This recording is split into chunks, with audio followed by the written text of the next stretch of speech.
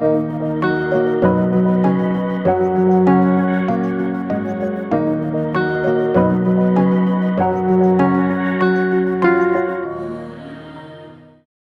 conference and the initiatives that are being discussed. I want to say that we are very, very pleased to be a sponsor of this inaugural Caribbean Green Infrastructure Conference, which I expect is going to be the first of many to come.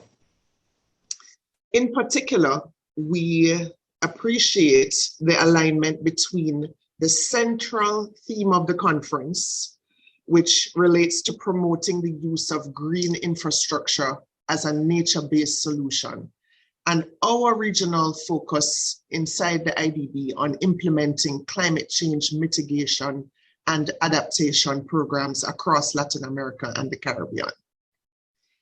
It's hard to believe that it has already been almost a year since you and I, Jonathan, first spoke about your proposal to host this conference in December 2021.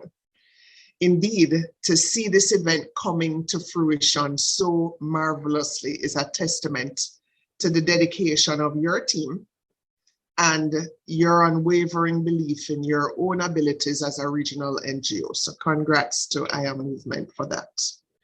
As those who attended yesterday would have heard, through our IDB lab facility, the bank has also partnered with I Am Movement in the development of its vetiver solution. You mentioned that this morning as well.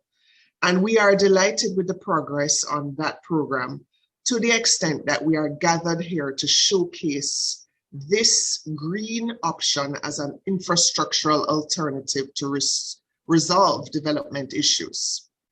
Furthermore, as you would also have heard, I Am Movement was selected as one of the IDB's 2022 superheroes for development.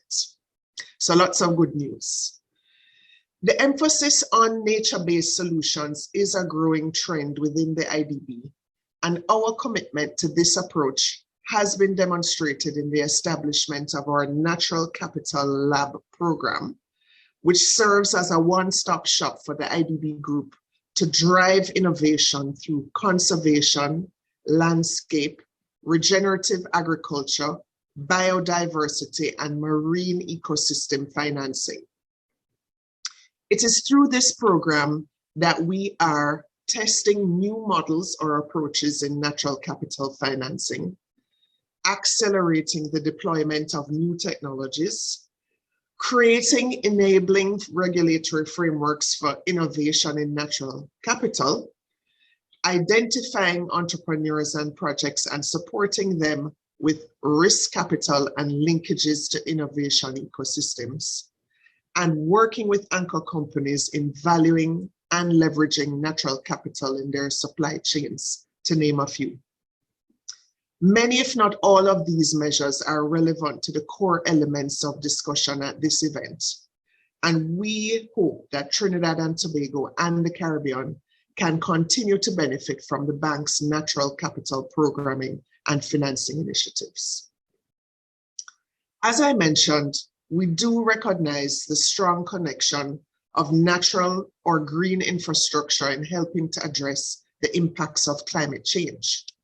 And at the next United Nations Climate Change Conference of the Parties, COP27, the bank will highlight the goals of our climate change agenda, namely showcasing our role as partner to catalyze public and private investment in climate action, supporting countries in enhancing private capital mobilization, and supporting the testing of early-stage entrepreneurial solutions for ecosystems where innovative climate solutions can thrive.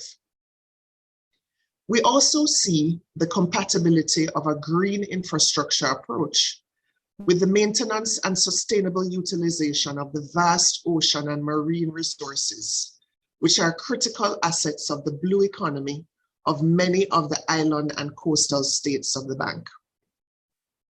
Promoting the blue economy has been instrumental in achieving positive climate change outcomes and is already becoming an avenue for economic resilience, diversification, and inclusion.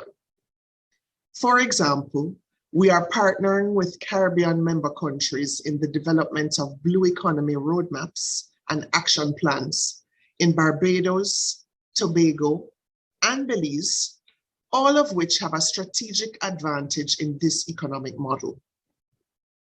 Complementary programs incorporating innovative financial instruments, such as a social and inclusive blue economy guarantee in the Bahamas and a debt for nature swap in Barbados, are helping the governments of these nations to deliver on the dual purpose of providing fiscal relief while ensuring future investments are aligned with sustainability outcomes.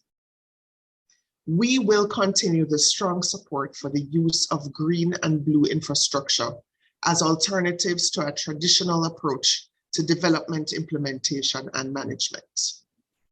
We recognize that the paradigms of yesterday are no longer viable and new approaches are required, which will be heavily dependent on innovation. In this regard, we take this opportunity to once again congratulate our movement on this initiative and your most recent successes, and wish for all a successful conference, even as we look ahead to deep and fruitful discussions and future collaboration in this area. Best wishes.